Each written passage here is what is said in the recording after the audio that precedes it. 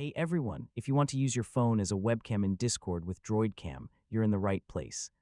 In this guide, I'll show you exactly how to set it up step by step. So let's get started. First, install the DroidCam app on your phone and the DroidCam client on your Windows PC. Connect your phone to your computer using either Wi-Fi or a USB cable. Once connected, make sure the live camera preview is visible in the DroidCam client.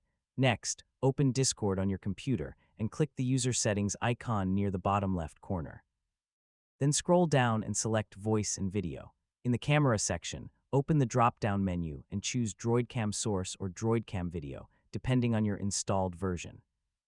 After a few seconds, your phone's camera should appear in the preview window. If everything looks good, join a voice or video channel and turn on your camera. Discord will now use your phone as the webcam for your calls and streams. If the camera doesn't appear, make sure DroidCam is already connected before opening Discord. You can also restart Discord or reconnect DroidCam if needed. And that's it. You've successfully set up DroidCam with Discord.